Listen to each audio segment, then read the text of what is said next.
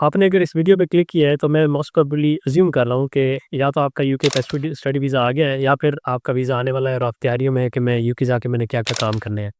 तो मेरा नाम है शेर अली और मैं इस प्लेटफ़ॉर्म पे यूके स्टडी वीज़ा के हवाले से बात करता हूँ।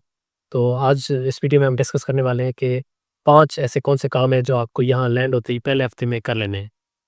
तो सबसे पहले जो आपने काम है वो करना है, वो आके आपने सबसे पहले बीआरबी अपना कलेक्ट करना है, बायोमेट्रिक रेज़िडेंट परमिट। ये बेसिकली आपका जिस तरह पाकिस्तान में सीएनआईसी कार्ड होता है, नेशनल आइडेंटिटी कार्ड, तो आपका यहाँ पे ये कार्ड होगा। अगर तो आप दिसंबर से पहले-पहले आ रहे हैं, दिसंबर 2024 से, तो ये सारे बीआरबी कार्ड्स जो हैं 31 दिसंबर 2024 को एक्सपायर हो जाएँगे, तो उसके बाद आपके ई-वीज़ा आना शुरू हो जाएँगे। अगर तो आपका मतलब वीज़ा उसके बाद आता है, तो आपको ई-वीज़ा मेरे ख़्याल में डायरेक्टली वो यूके दे देगा, एम्बेसी आपको जो है ना दे देगी। अगर उससे पहले आप आ रहे हैं तो बीआरपी कार्ड आप कलेक्ट करेंगे और आके ई-वीज़ा में आप फिर उसको कन्वर्ट करवाएँगे ऑनलाइन ऑनलाइन ही सारा। तो बीआरपी आप कहाँ से कलेक्ट करेंगे, वो आपका जो बीआरपी ईमेल आती है, उस पे आपके बीआरपी में ना एड्रेस लिखा होता है कि आपने वो आपके करीबी किसी पोस्ट ऑफिस में होगा या फिर आपकी यूनिवर्सिटी में होगा। तो सबसे पहले आपने यहाँ आके बीआरपी कार्ड जो है ना अपना पिक करना है।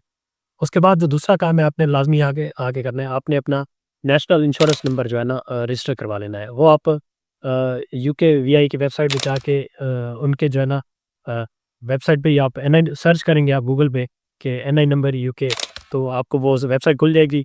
ईज़ी उसमें प्रोसेस है, आप बस उसमें डिटेल वगैरह आप पुट करेंगे, तो आप नेशनल इंश्योरेंस आप अपना अप्लाई कर देंगे। जो नेशनल इंश्योरेंस जो अप्लाई करने का बेसिकली मकसद है, वो ये है कि आप जो भी है यहाँ पे आप जॉब्स वगैरह लेंगे ना, कोई भी जॉब, तो आपका एम्प्लॉयर आपसे वो एनआई नंबर आपका माँगता है। उसके बेस पे वो डेटा रखता है, जो गवर्नमेंट के पास आपका डेटा होता है ना सारा एम्प्लॉयमेंट का, वो उसी एनआई नंबर के बेस पे होता है।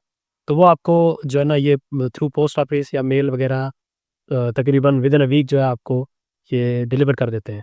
तो ये 2 काम हो गए, बीआरपी और नेशनल इंश्योरेंस नंबर। उसके बाद जो तीसरा एसेंशियल काम है, वो आपने यहाँ पे आके बैंक अकाउंट ओपन करवा लेना है अपना। अब इसमें जो 2 बैंक अकाउंट्स हैं, रेवोल्यूट होगा और मोन्ज़ो, ये आपके ऑनलाइन बैंक्स होते हैं, वर्चुअल बैंक, जिस तरह पाकिस्तान में ईज़ी पैसा, जैज़ कैश वगैरह हैं, इस तरह के बैंक्स हैं। तो वो आपके यहाँ पे फ़ौरन ही खुल जाएँगे। इसमें जो मोन्ज़ो होता है, वो आपको फ्री कार्ड अपना देता है, ठीक है, डेबिट कार्ड वगैरह।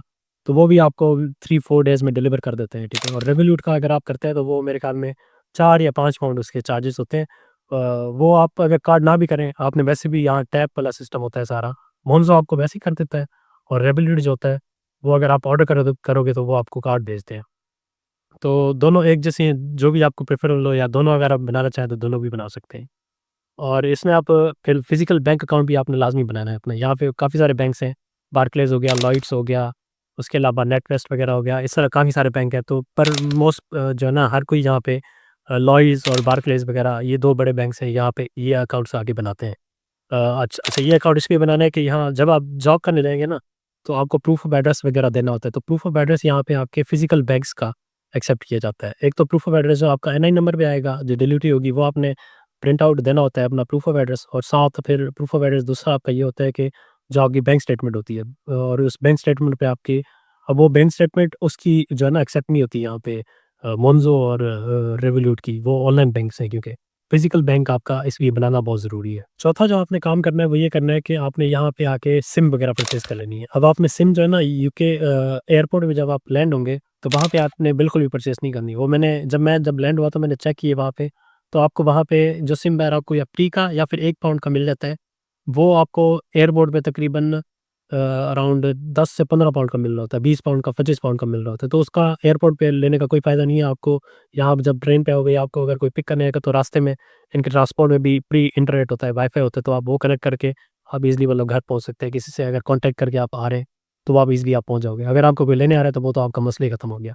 तो यहाँ पे आपने आके यहाँ पे जब आप आ जाएँ, तो सिम आपने लाज़मी परचेज़ कर लेनी है। मोस्ट जो है ना ई होती है कंपनी, उसके अलावा वोडाफ़ोन है, उसके अलावा थ्री है। तो इस तरह की काफ़ी सारी कंपनीज़ हैं जो आपको सिम यहाँ पे फ्री में दे देती हैं। फिर वो आप शुरू में जो है ना टॉप अप करवा लीजिएगा 10-15 पाउंड का, ताकि आपका 1 महीना निकल जाए इस तरह। तो फिर आप कॉन्ट्रैक्ट वगैरह, यहाँ पे कॉन्ट्रैक्ट होते हैं, ठीक है? तो आप किसी सिम के साथ भी ना कॉन्ट्रैक्ट कर लीजिएगा, तो वो आपके लिए ईज़ी हो जाएगा। तो कोई भी सिम जो आपको प्रेफ़रेबल हो, जो पैकेज वगैरह यहाँ पे आपके, क्योंकि इंटरनेट आपको ना बहुत ज़रूरी चाहिए होगा। यहाँ विदाउट इंटरनेट जो है ना अगर आप निकलोगे तो आप भटक जाओगे यहाँ पे। मैप वगैरह बहुत ज़्यादा ज़रूरी है, इंटरनेट इसलिए ज़रूरी है, तो सिम एक इम्पोर्टेंट काम है। तो ये भी आपने लाज़मी मतलब फर्स्ट जो है ना 2-3 दिनों में ये काम करना है। अब जो 5वाँ और आखिरी काम है, वो ये आपने करना है कि आपने अपना जीपी रजिस्टर करवा लेना है। अब आपने ऑब्वियसली वहाँ से पाकिस्तान से आपकी जो हेल्थ इंश्योरेंस वाली फ़ीस है, वो जो आपने जमा करवाई है, वहाँ पे इतने पैसे जमा करवाए हैं, वो आपने यहाँ ज़ाहिर है यूटिलाइज़ करने हैं, जब आपको कोई ज़रूरत इस तरह की चीज़ पड़ती है। आपने यहाँ पे आके वो एनएचएस ऑनलाइन अपना जीपी जो है ना रजिस्टर करवा लेना है। वो आपके करीबी कोई भी जो है ना आपके साथ वो रजिस्टर हो जाएगा। ऐप बनती है इसकी एनएचएस के नाम से, तो आप उस पे भी बना सकते हैं। पहले आपको ऑनलाइन वो फॉर्म इनका फिल करना पड़ता है। वही बेसिक सारी चीज़ें होती हैं। आप अपने बेसिक वो उसमें पासपोर्ट नंबर वगैरह या इस तरह की चीज़ें पुट करते हैं, तो वो आपका जीपी रजिस्टर हो जाता है। वो आपको मेल आ जाती है, उस पे सारी डिटेल्स पे लिखी होती हैं कि किस तरह आपने अपॉइंटमेंट लेनी है, या आपका जो जीपी है करीब सबसे करीब है कौन-सा है और कितने माइल्स दूर है आपसे। ये सारी चीज़ें जो है ना उसमें मेल में आपको वो बता देते हैं। तो ये थे 5 काम जो आपने लाज़मी पहले हफ़्ते में यहाँ का लैंड होके करने हैं।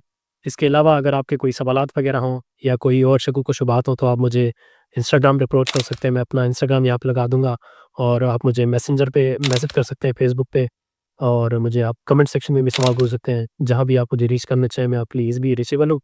तो ये थी आज की हमारी वीडियो। आई होप कि आपको मेरा कंटेंट पसंद आ रहा होगा अभी तक का। इंशाल्लाह आगे भी मैं इसी तरह की वीडियोज़ जो है ना आपके लिए इन्फॉर्मेटिव बनाता रहूँगा। तो फिर अगली वीडियो में इंशाल्लाह मुलाकात होगी। तब तक के लिए दुआ में याद रखें। अल्लाह हाफ़िज़।